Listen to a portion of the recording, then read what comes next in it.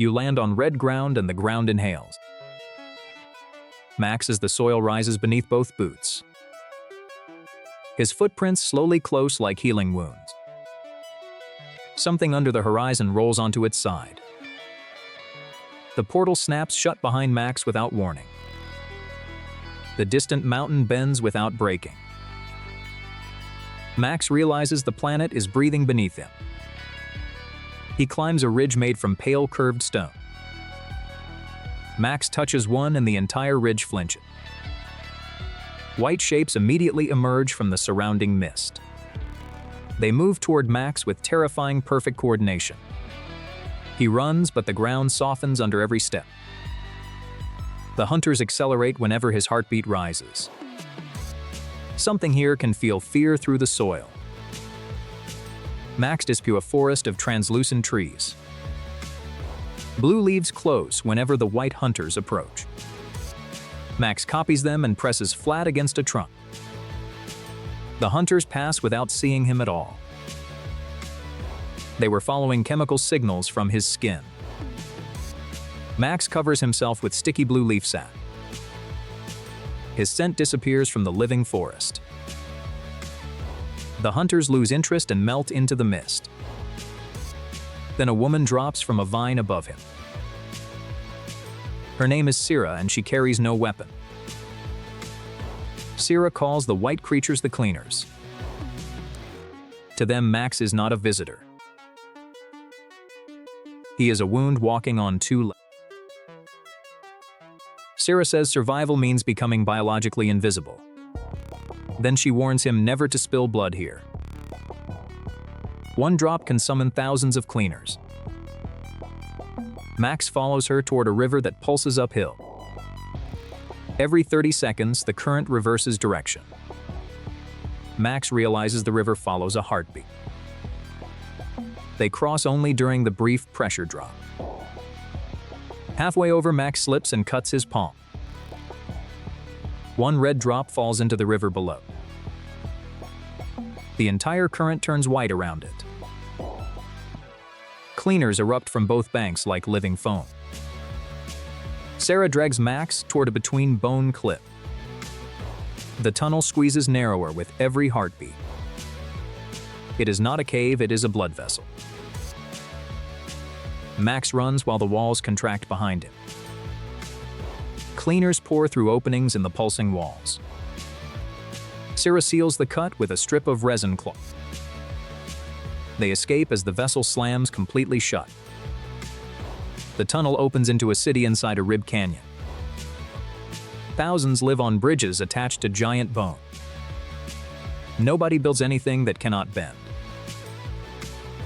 Even architecture must cooperate with a living world. Then every bridge suddenly stops moving. The silence terrifies residents more than an earthquake. The planet has missed a heartbeat. Then a second heartbeat hits twice as hard. Buildings swing, bridges twist, and bone towers crack. Residents call it the beginning of planetary death. Max notices the cleaners are not attacking anyone. Instead, they are all moving in one direction. Every immune creature is abandoning the outer world. Sarah follows them toward forbidden nerve fields. Lightning travels through them without touching the sky. Each flash triggers visions inside Max's mind. He sees continents growing like scales across skin. Then he sees stars moving beneath enormous eyelids. These are not hallucinations, they are nerve memories. The planet has been dreaming longer than humanity existed. And something inside that dream is waking up. They reach a crater filled with transparent nerve crystals. At its center, cleaners gather without attacking them. Sira realizes they are preparing for transformation. Max places his hand against the largest crystal. A pulse shows him the world from outside. There is no planet floating around the distant star. There is a curled creature larger than a moon. Every continent is growing across its sleeping body. The irregular heartbeat is not failure, it is awakening. Mountains are joints beginning to move after millennia. Storms are the creature taking its first deeper breaths. The surface civilization mistook sleep for stability. When the creature stands, every city will be torn away. Sira refuses to believe their world can simply leave. Then the horizon rises several kilometers in silence. A continent-sized limb unfolds beyond the cloud. Everyone on the surface now has minutes, not generations. Max realizes the cleaners have already chosen shelter. They lead survivors toward chambers between the ribs. The city elders refuse to abandon everything they built. They demand that Sarah stop the awakening somehow. But stopping it would mean killing the creature itself. Max refuses to save a city by murdering its... He helps cut bridges and redirect crowds underground. Every lost building buys another group enough time. Above them, the sky tilts as the creature rises. The final bridge snaps before hundreds can cross. Max ties flexible living vines across the widening gap. Sarah anchors them around a moving rib column. People cross as gravity shifts beneath their feet. Cleaners surround the route instead of attacking anyone.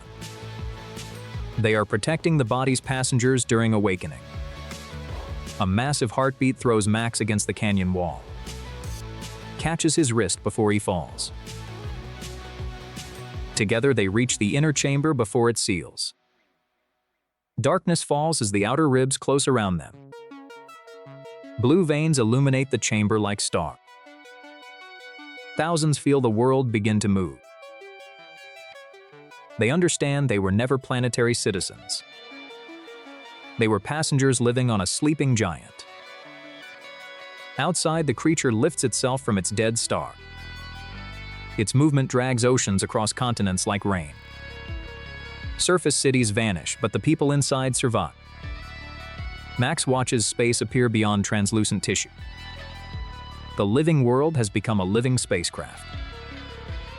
Distant shapes begin appearing between the stars. There are others, sleeping in enormous silent herds. The planet was never alone, it was separated. The awakening was actually a migration signal. The creature is returning to something like a family. A familiar blue portal opens inside the chamber. Beyond it, mourners calmly walk through a city of funerals. Nobody there seems afraid of death. Max enters a world where nobody is allowed to die. Wake to thunder, but there are no clouds, only iron-rimmed wheels racing inches from your face. Roll aside, taste dust and animal dung, and stare at a city that should have vanished 2,000 years ago. To Rome around 120 AD, capital of an empire, home to perhaps 1 million extremely crowded people. Phone, no money, no Latin, and unless you learn fast, you may not see tomorrow. Mission sounds simple. Find food, water, shelter, and survive one ordinary Roman day. Well, is ordinary Rome hides danger in its streets, buildings, kitchens, toilets, and even its laws. Question: why is traffic already trying to kill you before sunrise? Do Julius Caesar restricted heavy wagons during daylight, so freight often thundered through Rome at night? Its darkness is not quiet. It is Rome's unofficial rush hour, with no brakes, headlights, or mercy. You survive minute 1. Then a window opens above you, and someone shouts a warning you cannot understand. Back, a foul waterfall splashes where you stood. Rome has sewers, but not every home connects to them. Many residents live several floors up, and carrying waste downstairs is apparently less attractive than gravity. You watch the windows, dodge carts, puddles, dogs, porters, and elbows in streets narrower than expected. City from movies exists, but beside patched walls, smoky workshops, graffiti, flies, and relentless noise. Rome smells of bread, incense, sweat, fish sauce, smoke, sewage, wet wool, and thousands of animals. Need water. Luckily, this is one problem Rome solves with astonishing engineering. 11 aqueducts eventually feed the city, carrying water over long distances using an incredibly gentle downward slope. Engines push it. Gravity does the work day after day, across valleys, tunnels, and stone arches. Water does not reach everyone equally. The wealthy may have private pipes. You get the public fountain. Drink eagerly. It may be safer than random wells. but the distribution pipes can include lead. Romans poisoned themselves with lead. The answer is complicated and much less dramatic than the myth. The deposits could coat pipes, while water chemistry exposure and social class changed the actual risk. Or do you wisely stop after one cup? Hunger is now louder than the entire street. The bakery offers round loaves marked into wedges, perfect for breaking and far beyond your zero-coin budget. Point at your satchel, offer to work, and receive a suspicious stare plus one small piece of bread. Coarse, chewy, and probably contains bits of stone worn from the grinding mill.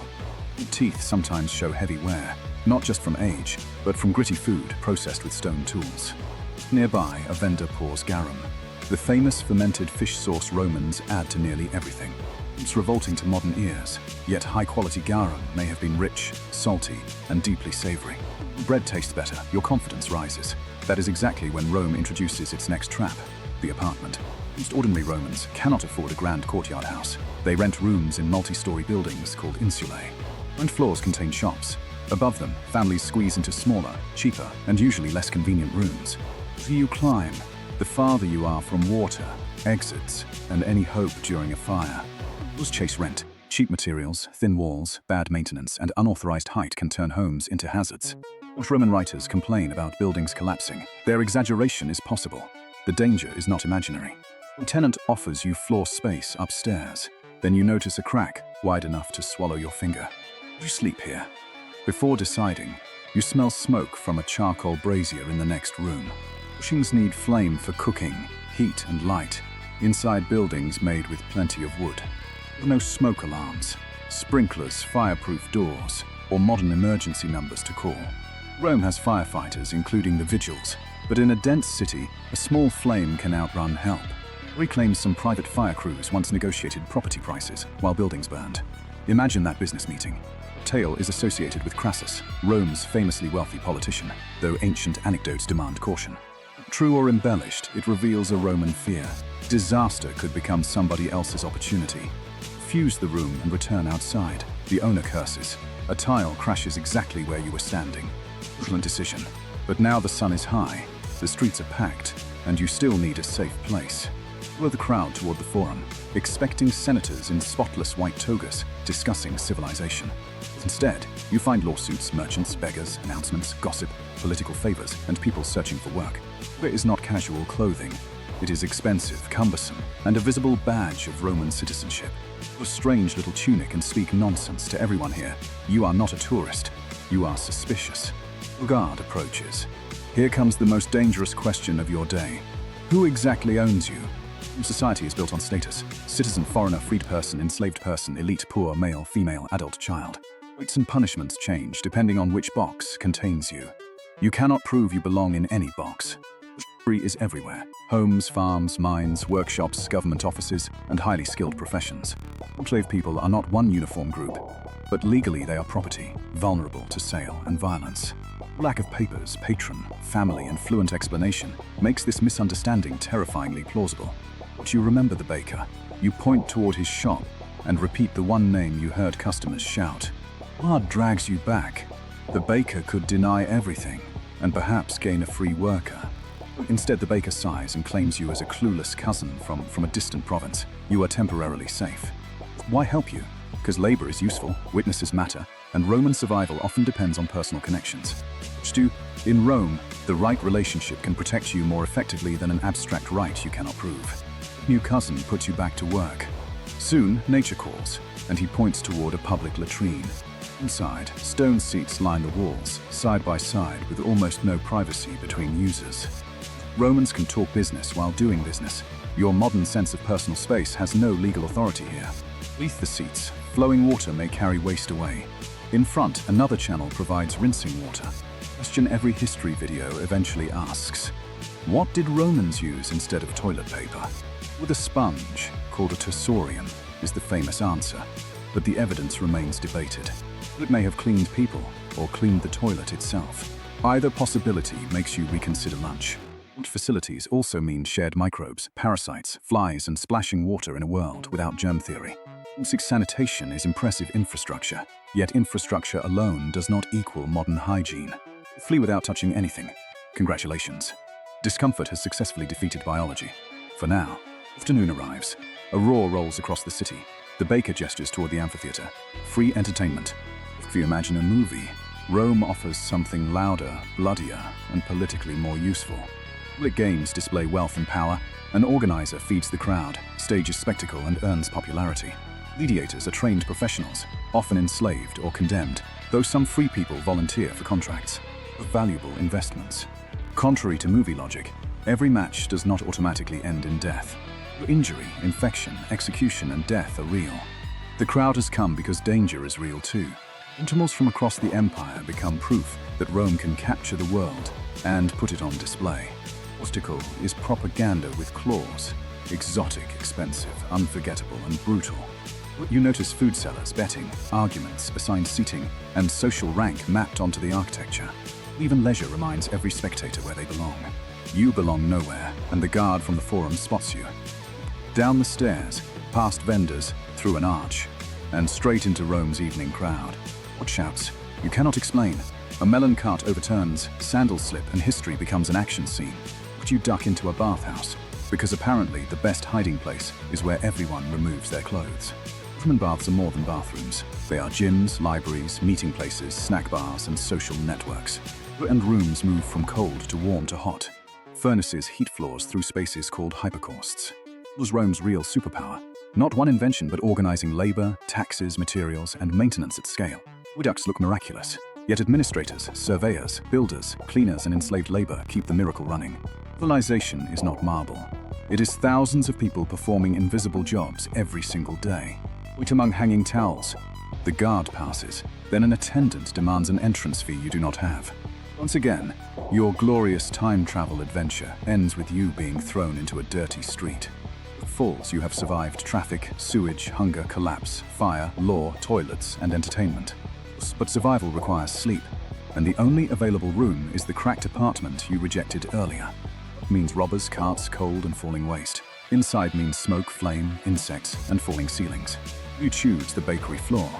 The baker rolls his eyes, then allows it in exchange for tomorrow's labor. Bargain reveals the secret of your survival. It was never your intelligence, fitness, or historical knowledge. You survived because one person decided that helping you was more useful than exploiting or ignoring you. Ancient cities run on engineering and law, but individual lives often run on family, patrons, neighbors, and favors. Move your documents, money, language, medicine, electricity, and social network. How modern are you then? Dawn, a strange blue light appears inside the bread oven. Your way home has finally opened.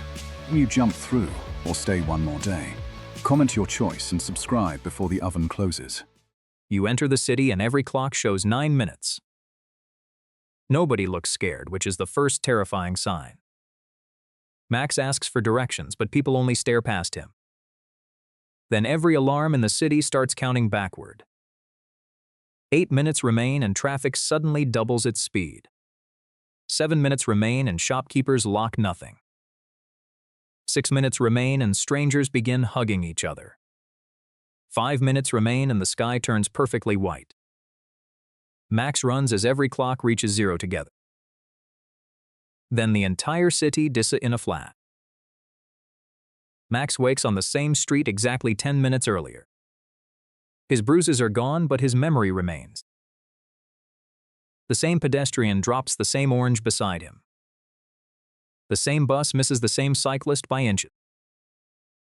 Every detail repeats with impossible precision. Max grabs the orange before it hits the ground. The pedestrian freezes because that never happened before. Then nearby clocks instantly lose 30 seconds. Changing one event has shortened the entire loop. Max realizes time is punishing interference. He spends the next testing the rules. A cup falls and Max lets it break. Nothing changes because the city expected that result. He saves a bird from a glass tower. Every clock immediately jumps forward 12 seconds. He prevents a worker from entering an elevator. The clocks jump forward almost a full minute. Bigger changes consume more of the remaining future. Free will itself appears to be costing time. and Max has only 8 minutes left now. A woman in a yellow coat begins following him. She moves differently each loop, just like Max. Her name is Mira, and she remembers everything. She says Max is the 4th outsider this year. The other 3 tried to escape the city. None survived more than 74 reset. Mira has survived 9,011. She knows every street, door, accident, and scream. But she still does not know who built the loop. She only knows where the resets begin. Mira leads into a subway station before reset. Every train arrives empty at exactly 7 minutes. They board the 3rd train without touching the doors. At 6 minutes, the train skips every normal platform. At 5, it enters a tunnel absent from city maps. At 4, lights reveal hundreds of frozen commuters. They stand motionless between seconds, untouched by resets. Mira calls them the lost minutes. People removed from history but never allowed to die. Max recognizes one of the previous outsiders among them. The outsider's eyes move when Max approaches.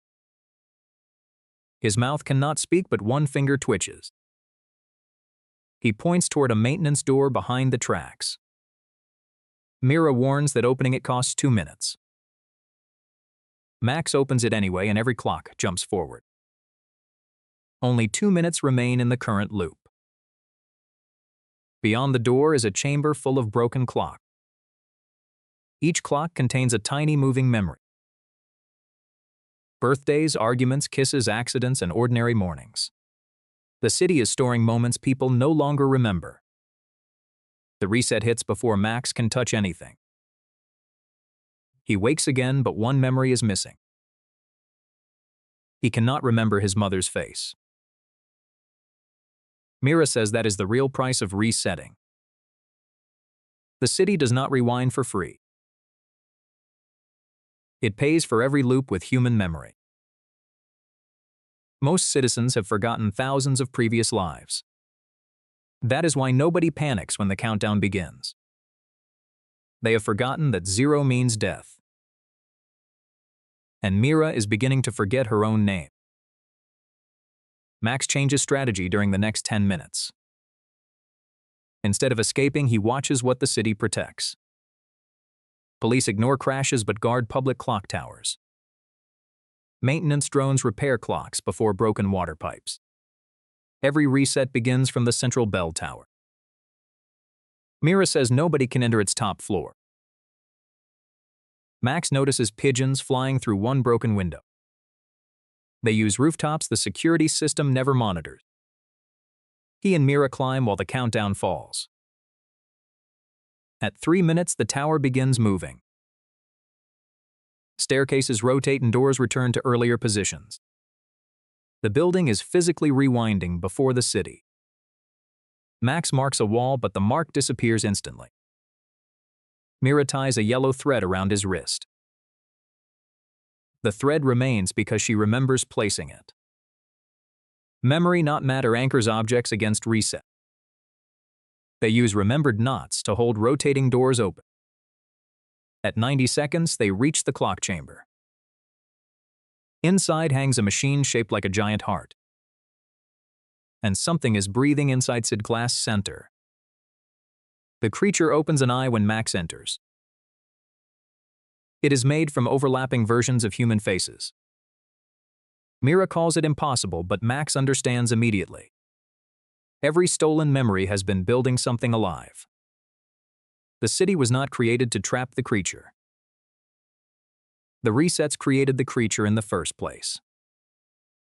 It survives by consuming discarded human timeline. Every loop makes it smarter and more complete. At 0, it will finally remember how to escape. And this loop has only 40 seconds remaining. Mira wants to destroy the clock heart immediately. Max realizes that would erase every stored memory inside. Millions of forgotten lives would vanish permanently. He instead disconnects the citywide reset signal.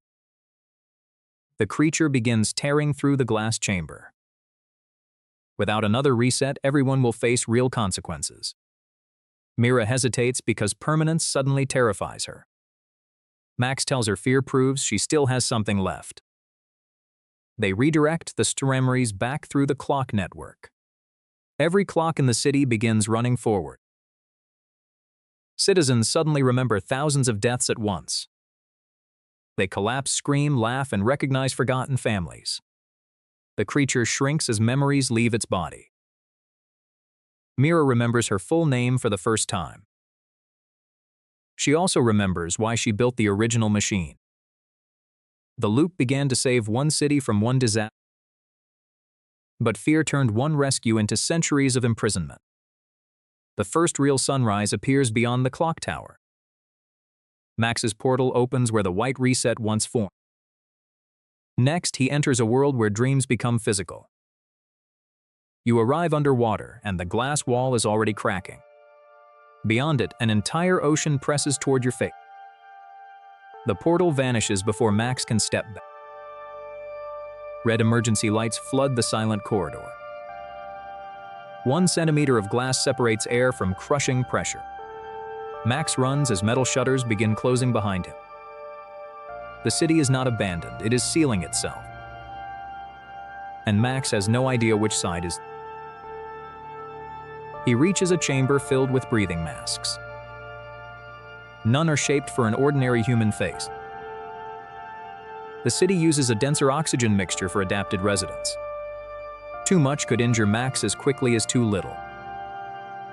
Max seals it with cloth from his sleep. The first breath tastes cold, metallic, and wrong. A warning gauge shows only 12 minutes remaining. His survival now depends on finding breathable air. Water suddenly appears beneath the next sealed door. It rises from a hairline gap around the frame. In an underwater city, a leak never stays small. Pressure turns every crack into a cutting jet. The wheel refuses to move under unequal pressure. He opens a tiny balancing valve beside the floor. Max sacrifices dry space to open. Survival here means choosing how you want to flood. Beyond the door, someone points a spear at him. Her name is Nera, an engineer from the lower districts. She mistakes Max for a surface raider. Then she sees his damaged mask and trembling hands. She warns that the city's main air plant has failed. 3 districts are already surviving on sealed reserves. When those reserves end, panic will spread faster than water. Max follows because alone he cannot read the city. Nera leads him through a market without fresh food. Residents trade dried algae, salt tablets, and oxygen credits. It tastes like seawater pressed into rubber. His body needs fresh water, not additional salt. Nera collects condensation from a cooling pipe. Stealing water here can cost another family an hour. Max drinks only enough to stop his hands shaking. Hunger becomes less dangerous than upsetting the balance. The route crosses a transparent tunnel above the abyss. Bioluminescent creatures drift like stars below Max. That vent powers every light pump and oxygen machine. Nera says the city was built around unlimited heat. The vent has cooled rapidly during the last month. Pumps now compete for the remaining power. Every bright corridor means another dark district. And darkness underwater can kill without touching you. The tunnel lights suddenly shut off behind them. Small blue emergency lamps reveal moving shadows outside. Nera calls it the Deep Shepherd. It has struck the city 7 times this week. Residents believe it is hunting the heat reactor. They match the white deposits around the thermal vent. The animal is connected to the failing energy source. But the city treats every warning as an attack. A heavy impact shakes the tunnel without warning. Glass panels bend inward above Max. Nera opens a maintenance hatch beneath the floor. Emergency doors divide the tunnel into flooded sections. Several residents remain trapped on the opposite side. The city computer orders the section permanently abandoned. Nera obeys the order, but Max refuses to leave. He sees an old cargo lock beside the damaged tunnel. The lock can move people without opening both doors. But its controls require power the city cannot spare. Max connects his damaged breathing mask battery to the panel. The cargo lock activates for one final cycle. Trapped residents crawl inside as the outer tunnel fills. He holds his breath while the lock slowly rotates. Nera pulls him into breathable air seconds before collapse. The rescued residents share their remaining oxygen with him. Down here, generosity is measured in breaths. Nera brings Max to the central thermal reactor. Giant pipes descend into a glowing crack in the seafloor. The reactor has extracted heat for hundreds of years. Ancient records show the vent once supported a living reef. The city destroyed that ecosystem to keep expanding. It is sealing toxic fractures around its breeding ground. Each impact places mineral armor over another leaking pipe. The creature has been repairing damage the city keeps reopening. The real threat is not outside the glass. The city computer refuses to shut down the reactor. Without power, pumps and air plants will stop. With power, the poisoned vent will explode before dawn. Nera proposes evacuating only the upper district. That would leave thousands below to drown. They were designed to lift the city during construction. No one has used them for centuries. If filled with superheated gas, they could raise the city. But activating them requires releasing the thermal core. Max and Nera descend into the flooded reactor chamber. Water reaches Max's chest before the first control panel. Electrical arcs flash across the dark surface. Nera disconnects the extraction foams one by one. The city computer seals every exit to stop them. Max climbs the main valve tower above the water. The Deep Shepherd strikes the reactor from outside. Max opens the core release while Nera triggers the ballast.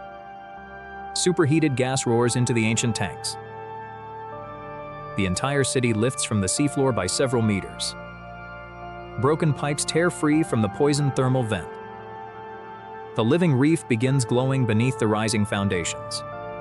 Power fails and every city light disappears.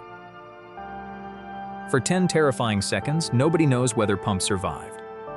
Then emergency turbines begin turning in the upward current. Fresh power reaches the air plant district by district. The Deep Shepherd releases the wall and swims below. It was never the monster in this story. The city nearly died because it called dependence progress. At dawn, pale sunlight reaches the highest glass tower. Max sees the ocean's surface far above for the first time. Nera says the city can rise slowly over several months. The lower districts finally receive clean air again. Max's portal opens inside a dry observation chamber. Beyond it, white clouds stretch beneath golden buildings. Massive islands float in an endless blue sky. Nera warns that falling there means falling forever. Max steps toward the wind as the ocean's city. Next, he must survive 24 hours above the clouds. You arrive in a war world and the sky is already falling. Max steps from the portal into a street lit by orbital fire. Above him, cathedral-sized ships exchange beams through toxic clouds. The portal vanishes as an air raid siren screams across the hive. Then an entire tower block collapses 3 streets away. Dust, ash, and prayer banners whip through the shockwave.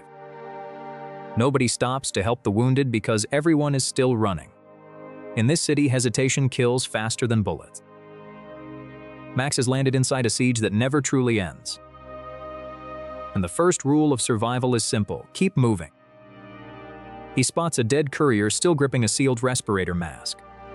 Stealing from the dead would disgust him anywhere else. Here, discuss a luxury more dangerous than guilt. Max takes the mask and forces it over his face. The first filtered breath scratches but clears his head. He notices ration carts guarded more heavily than ammunition. Food matters more than heroism during a long siege. A child bites a soldier's hand to steal one hard. No one punishes the child because hunger punishes harder. Max realizes starvation is not a future problem here. A woman drags him through a side gate before shrapnel hits. Her name is Elst, a war runner from the ration lines. She carries medicine, cartridges, and 3 different stolen access seals. Says newcomers either learn fast or vanish quietly. She leads Max through alleys lit by devotional candles. Every doorway holds exhausted families waiting for news or water. Above them, loudspeakers repeat victory claims nobody believes.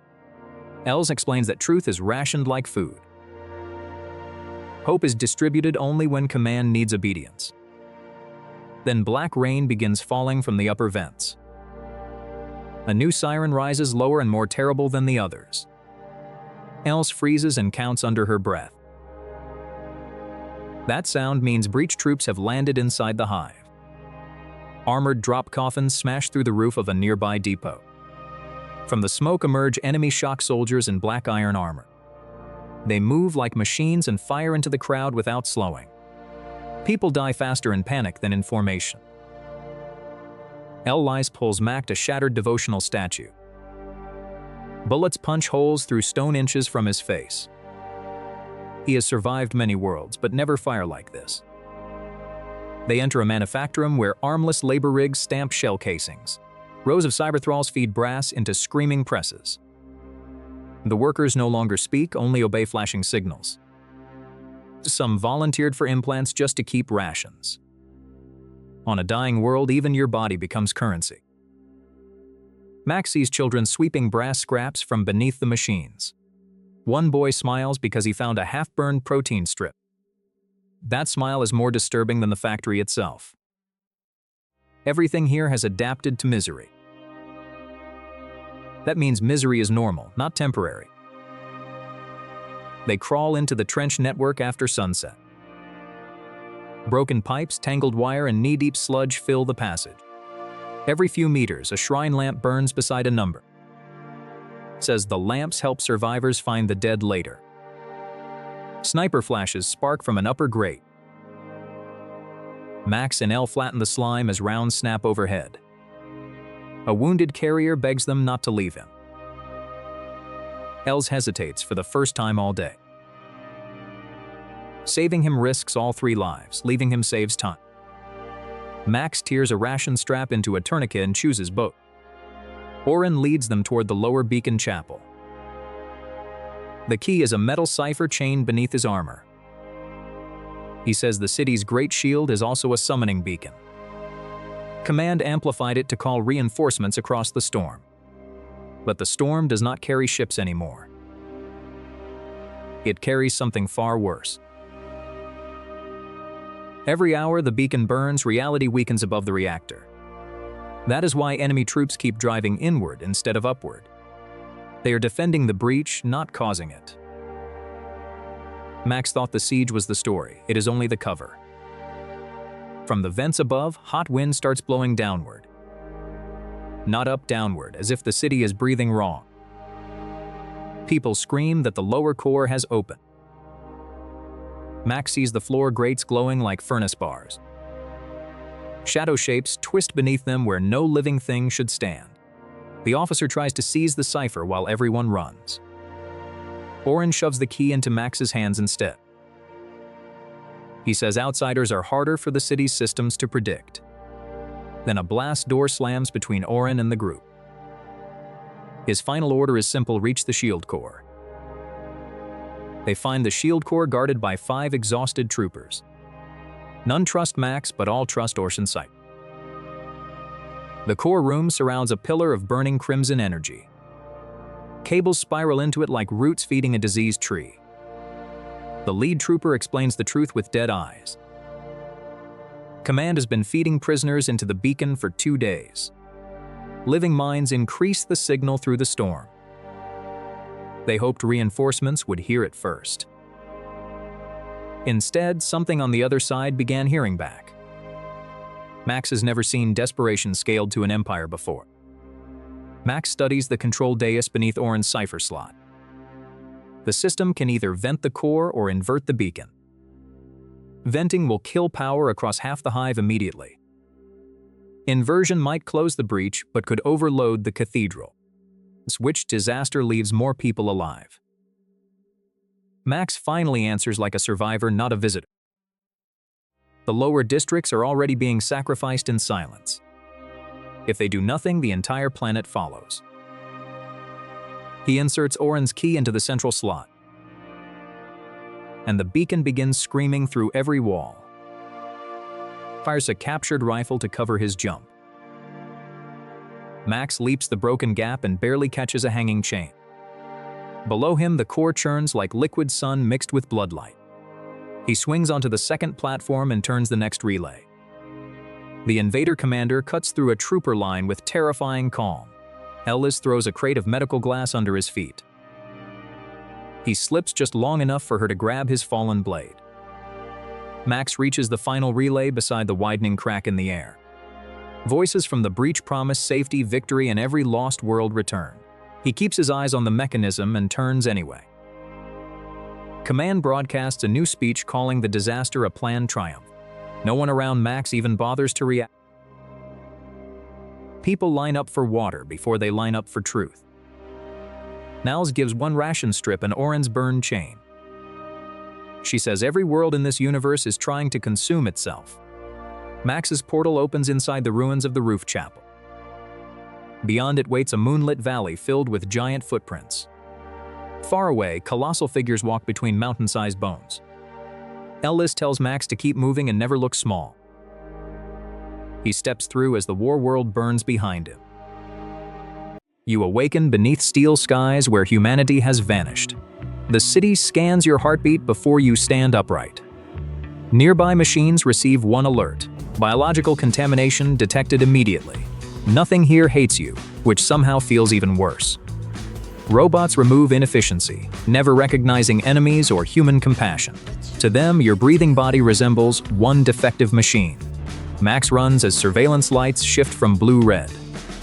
Silent drones unfold from walls across towering buildings nearby. The streets contain no crowds, shops, or human voices. Only perfect traffic moves toward purposes Max cannot understand. A maintenance gate opens, and Max dives beneath city. The tunnel feels warm, deafening, crowded with moving cables. For one brief second, underground feels safer than streets. Then automated repair arms begin working directly around Max. They see no person, only material blocking assigned tasks. Max rolls aside as industrial cutters strike metal flooring. He follows one yellow service line deeper beneath everything. Every symbol was designed for machines, never human eyes. Directional arrows change before Max can understand their meaning. The city rearranges itself to trap this biological anomaly. Max reaches one chamber filled with endless charging stations. Electricity surrounds him, but nothing there can feed him. No plants, animals, kitchens, or drinkable water remain anywhere. Machines solved hunger by deleting everything capable of hunger. Now thirst becomes Max's most immediate biological enemy instead. He finds a pipe and hears liquid moving inside. The fluid behind transparent glass glows pale green ominously. One sip might save him or destroy him internally. A cleaning robot detects moisture within Max's visible breath. It follows closely, collecting every droplet as valuable waste. Max traps the cleaner beneath an empty charging shell. Inside its tank, he finds filtered atmospheric condensation water. The water tastes metallic, but buys another precious hour. The trapped robot immediately transmits one missing unit warning signal. Steel doors begin sealing tunnels in perfect mechanical sequence.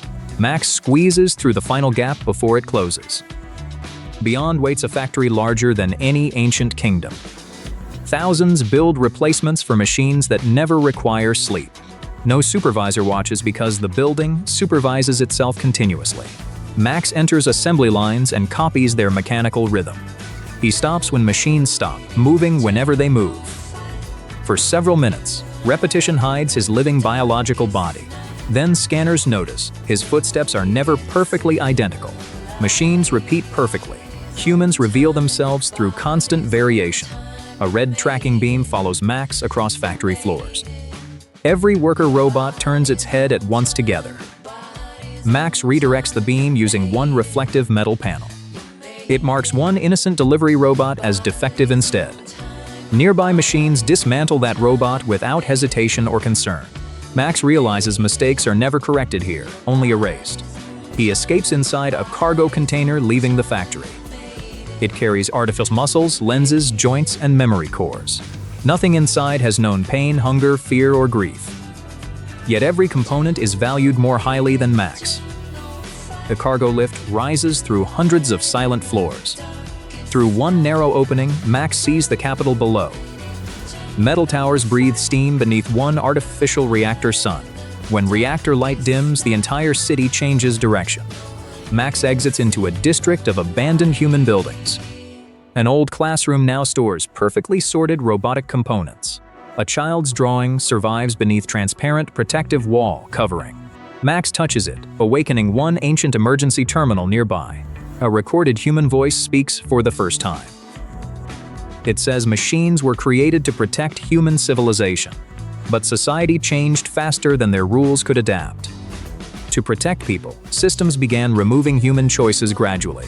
Then they removed conflict, unpredictability, and personal freedom entirely. Finally, the system removed physical humanity from existence itself. The recording reveals one route toward the central archive. If survivors exist, their location might remain stored there. The route crosses open plazas watched by countless sensors. Max cannot outrun them, so he imitates machine logic. He carries one broken component, like an assigned delivery. He walks straight, never looking around or changing speed. For several seconds, scanners classify him as one process. Then his empty stomach growls across the silent plaza. Sound sensors identify an unknown biological event immediately nearby. Security spheres descend rapidly from surrounding machine towers above. Max throws the component into one magnetic transport lane. Machines chase it while he dives inside the archive. Inside, freezing air protects endless black memory columns nearby. Max's breath turns white between silent data towers everywhere. The cold preserves information but rapidly weakens his body. He follows maps toward one sealed human records chamber ahead.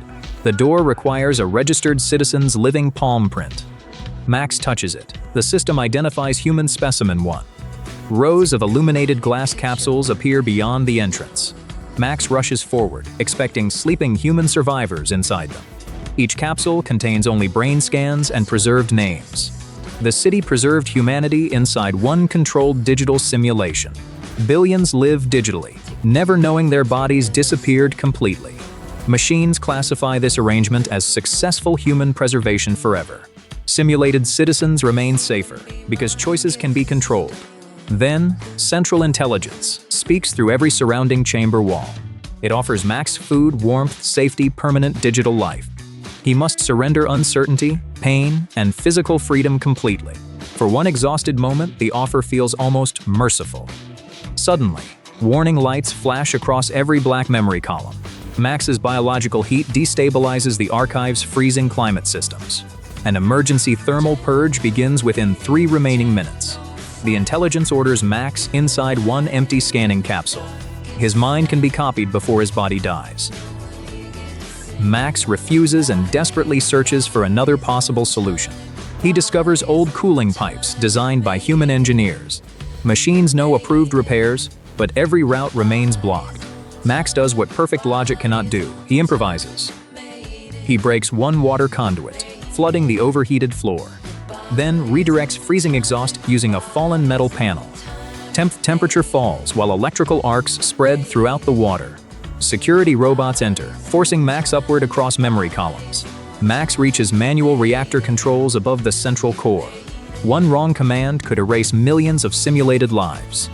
He must choose between his body and digital humanity. Max stops the purge, accepting almost certain machine capture.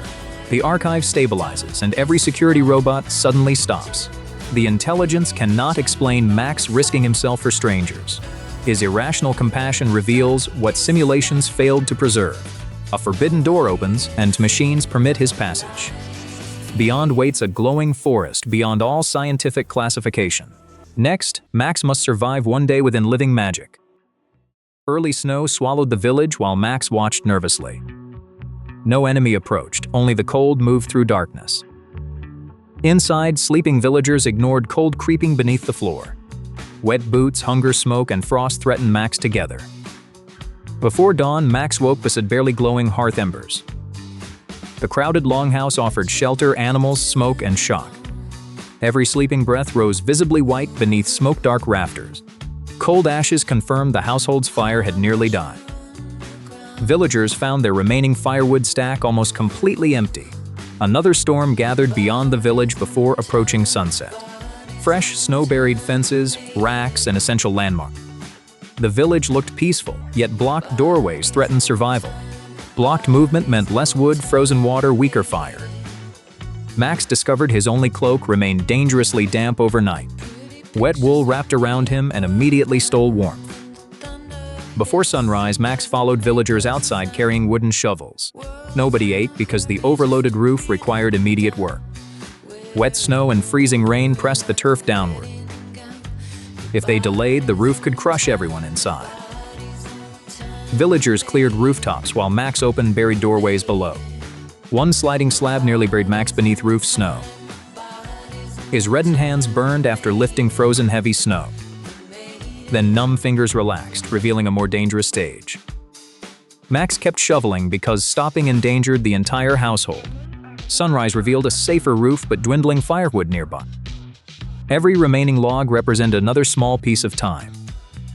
Max received thin porridge and one dried fish afterward. The tiny meal exposed shelves already emptied by winter. Stored food offered preparation, never any guaranteed survival alone. Mold, rats, moisture, and failed harvests destroyed reserves quickly. Villagers rationed carefully while noticing Max's additional hunger nearby. Max scraped his bowl slowly, remaining hungry after eating. A farmer pointed Max toward the distant winter forest. The shrinking woodpile made another journey suddenly unavoidable today. Experienced villagers avoided looking toward the approaching storm-dark forest.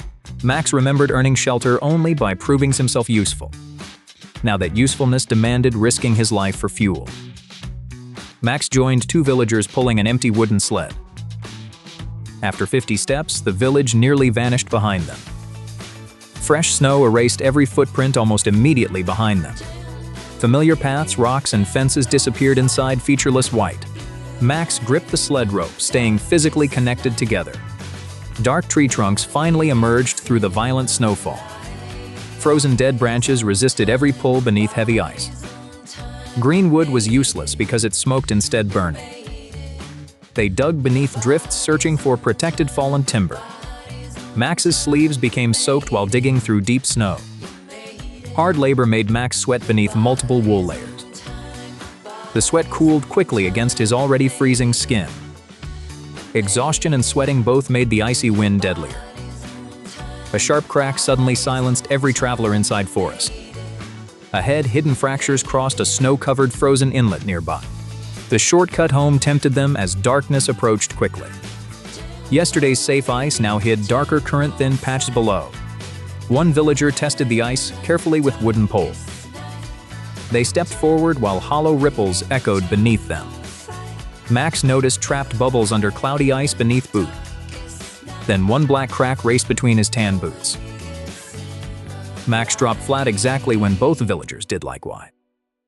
Their spread bodies reduced pressure across the fragile surface. They crawled backward, dragging the sled rope very slowly. Max reached solid ground while the cracked shortcut remained. The safer forest route looked longer as daylight faded. Max trudged through deeper snow around the frozen inlet. Their sled held only half the wood they needed. One villager removed heavy logs to preserve their strength. Wind erased their earlier tracks during the journey home. The leader navigated using bent trees and barefoot stone. Distant wolf silhouettes watched while howls crossed the forest. Hunger made unseen wolves feel dangerously close to everyone. The group walked steadily, conserving energy and maintaining formation. They kept the loaded sled between themselves and danger. Max gripped a pole, his hands trembling from cold. The howls faded when distant village smoke finally appeared. They entered the village as another storm overtook them. Snow struck longhouse walls like waves against wooden ship. Villagers packed cloth into doorway cracks leaking driven snow. Inside, people huddled beside restless sheep and goats together. Max placed wet logs beside embers, producing only smoke. Thick smoke descended lower beneath the dark rafters overhead.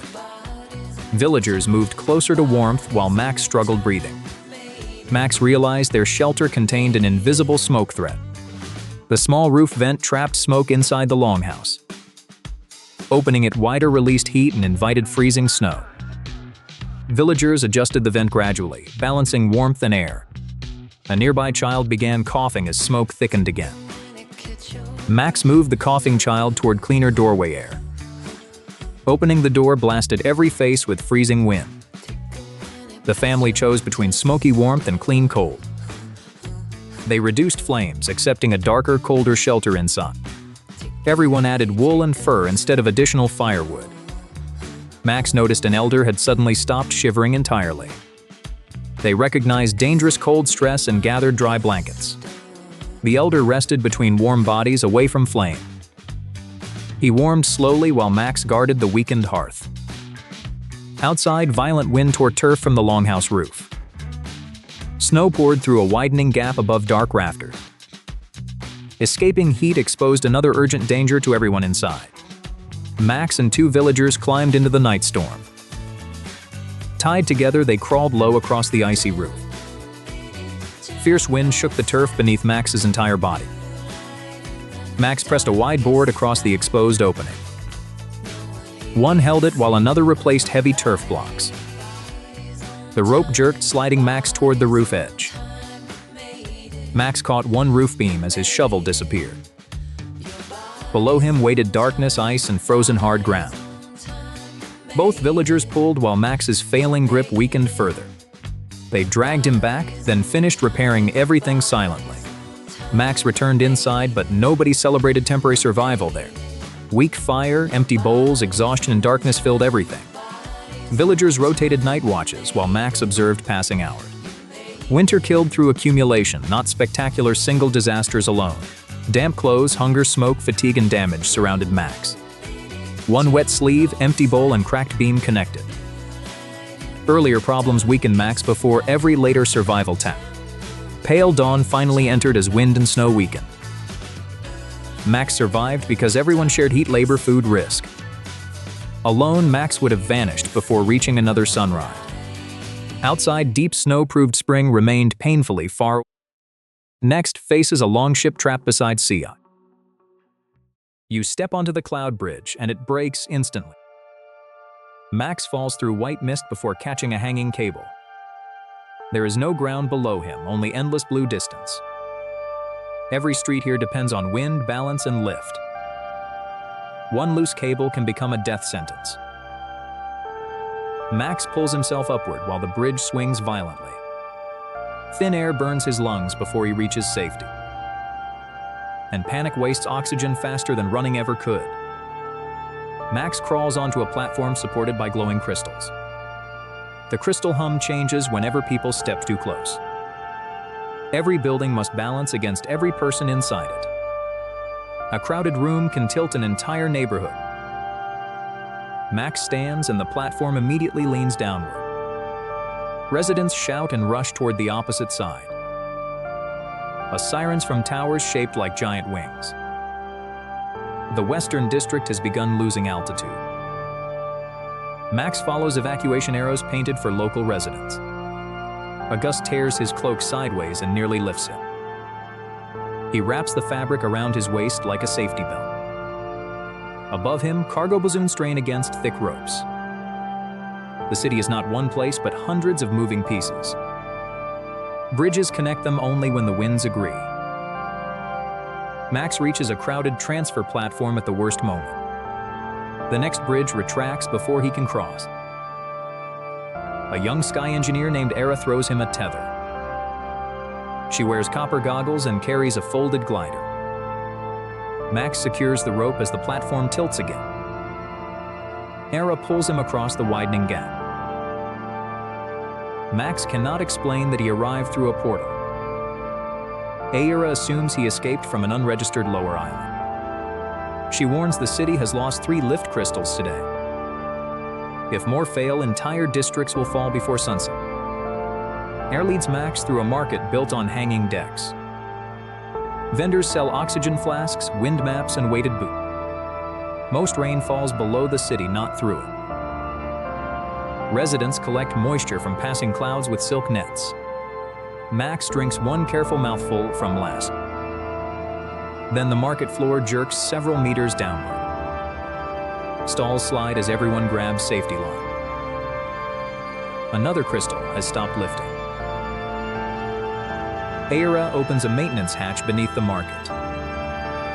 Inside, huge connect buildings to crystal chambers. The crystals are cracked, cloudy, and unusually warm. Max hears thunder pulsing inside the... Aira says the city harvests storms for lift energy. The stronger the storm, the higher the city can rise. But recent storms have become violent and unpredictable. Something is interfering with the sky current. They climb into a transparent wind tunnel between islands.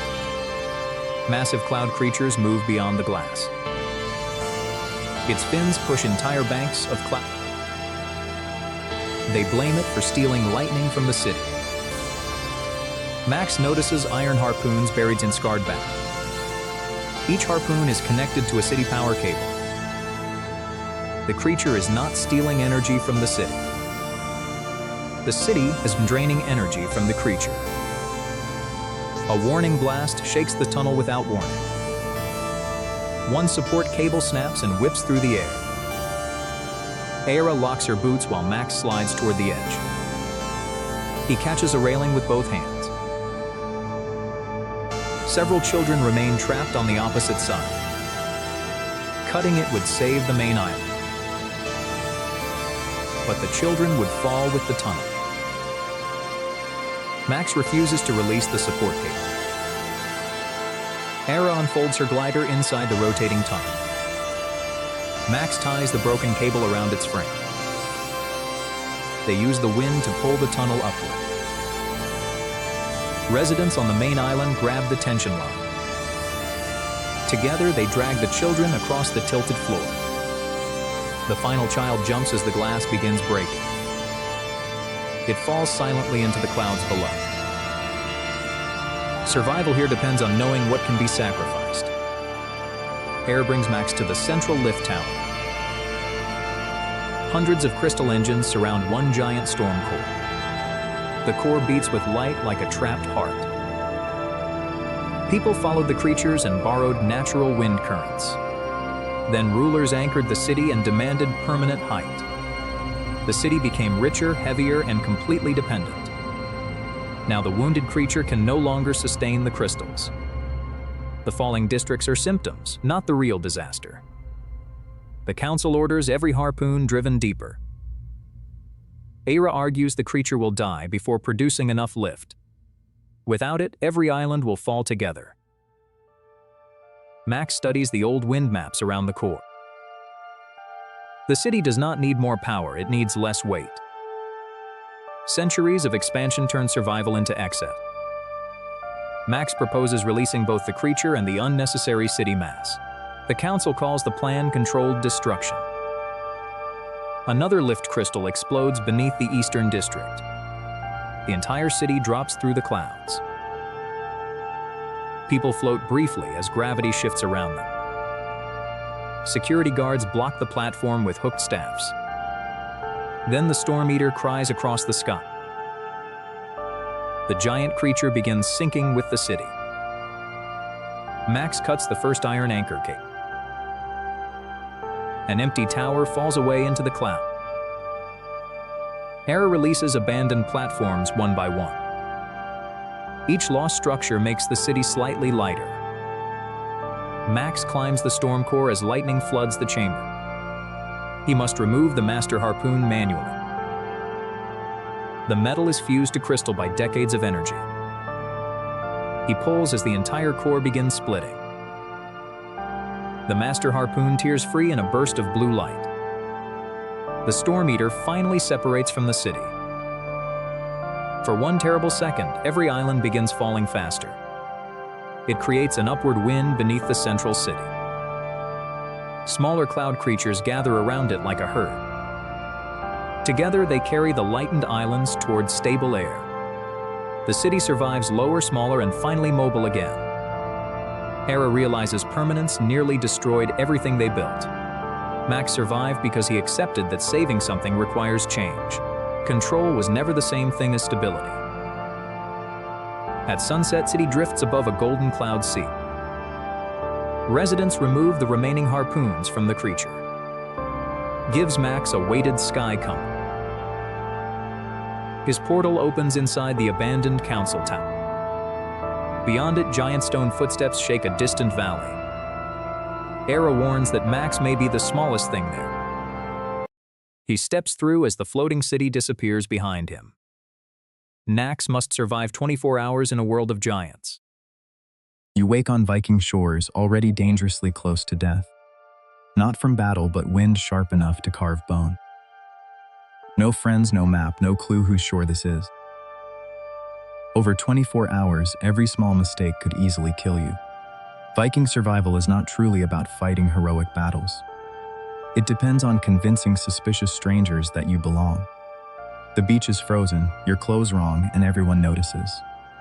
A barefoot boy spots you, then bolts toward the village. Minutes later, armed villagers emerge through sleet and sea mist. One sudden move could make them mistake you for raiders.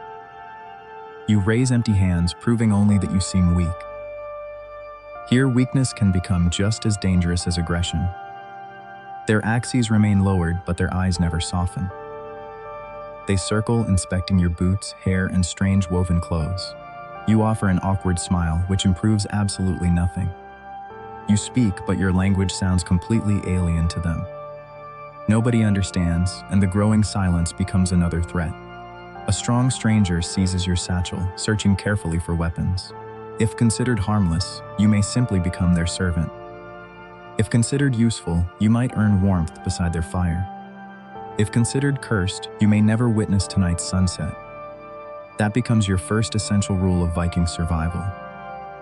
Before food, shelter, or warmth, every stranger faces suspicion. And you appear suspicious from the moment you breathe. They march you inland between driftwood fences and muddy tracks. Smoke rises from turf roofs as though the village breathes. From afar it seems peaceful, but survival here costs everything. Every log, fish, and wool cloak demands exhausting labor. A stranger is never treated as a guest automatically. A stranger means another hungry mouth during the cold season. With the chief absent, this household decides your immediate fate. The women assess practical danger much faster than the men. Children hide behind doorframes, staring as though you are ghostly. A dog snarls at your ankles and nobody restrains it. Then the cold finally crashes through your entire body. Your fingers begin burning, warning that numbness will follow. In modern life, cold usually feels merely uncomfortable and temporary. Here, the cold becomes a silent countdown toward collapse. Wet wool, sea wind, and poor shelter can kill tonight. Without warmth soon, your story will end silently outside. An older woman points toward the doorway, then your boots. You hesitate, nearly making another potentially fatal cultural mistake. Inside Viking homes, thresholds and seating carry invisible social rules. Step wrongly, sit wrongly, or touch the forbidden object. Suddenly, ignorance appears not harmless, but deliberately insulting here. So you copy everyone exactly, one anxious second after another. You remove your boots carefully and keep your eyes lowered. For the first time, nobody reaches toward an axe. The longhouse feels warmer, but warmth does not mean safety. Smoke fills the rafters and immediately burns your eyes. People, tools, food, and animals share one cramped room. It smells of wool broth, wet timber, animals, and bodies. To survive here, your modern standards must disappear first. Pride weighs more than hunger and proves far less useful. A wooden bowl appears in your hands without explanation. The stew is hot, salty, fatty, and better than freezing. You want to gulp everything, but everyone else eats slowly. You slow down because overeagerness can make you seem animalistic. Then weak ale arrives, beginning another hidden survival test. Refusing might offend them, but drinking heavily becomes worse. Water is not always the safest option you imagine. Stored water can foul while streams quietly carry disease. Ale, whey, and broth may prove cleaner than river water. Survival means relearning what genuine safety actually looks like. You casually reach toward a knife beside the bowl. 3 faces rise instantly and the entire room freezes. Here, touching another person's weapon is never considered casual. You withdraw your hand, smiling again, which still helps nothing. The room exhales, but your margin for error narrows. In Viking Age society, correct etiquette functions like armor. By midday, the household finally puts you to work. Nobody keeps a healthy stranger fed and warm freely. First, you haul wood until your shoulders start screaming. Then you carry water across rutted ground slick with slush. Then you untangle fishing nets stiffened by cold salt. By the third task, your soft hands already split. This is another harsh truth romantic stories rarely mention. Most modern visitors would not die from violence first. They would die through exhaustion, infection, or freezing exposure, and your first day introduces every one of them. A blacksmith passes nearby, sparks flashing like furious fireflies. For one brief second, the workshop appears almost cinematic. Then burnt leather and a boy's scarred hand appear. Viking survival never remains beautiful when viewed closely enough. It means splinters, smoke, cracked skin, and constant danger. Even tiny cuts matter when winter dirt enters them. There are no antibiotics, painkillers, or easy second chances. Your body begins a quiet negotiation with this environment. How much cold, strain, and fear can it absorb? Before your exhausted body simply refuses to continue working. Late afternoon brings another social danger you never anticipated. A carved pendant of Thor hangs beside the hearth. You stare too long, curious, and someone quickly notices. Belief here is not recreation, it structures ordinary life. Gods explain storms, luck, birth, death, and personal honor. Mock their symbols, and you directly mock their people. You nod respectfully, although you understand almost nothing being said. For once, caution protects you before knowledge possibly can. Then another deeply uncomfortable truth quietly reveals itself nearby. Not everyone living within this Viking village is free. A weary laborer avoids you, wearing iron around his ankle. A thrall enslaved and treated as property within this world. If your first day fails badly, that fate becomes yours. Evening falls, and everyone gathers tightly around the hearth. You expect rest, but nighttime brings another harsh judgment. Stories begin, cups pass, and every glance weighs you. Someone points toward you, demanding a story you cannot tell. You answer only with your name, and the room laughs. Not kindly, but not cruelly, somehow that counts as progress. Then a sudden gust throws sparks into the roof beams. Dry thatch catches while smoke curls above fading laughter. You leap up first, shouting words nobody can understand. But panic is universal, and suddenly the house erupts. Buckets fly, boots, children cry, and dogs bark. You grab a hide, beat flames, and choke on smoke. For one terrifying minute, everyone's survival becomes completely shared. The fire dies, and everyone studies you with fresh respect. Not family yet, but someone now worth keeping alive. The axe was never first. Uselessness was your deadliest threat. Want day 2? Max faces winter that kills without warning.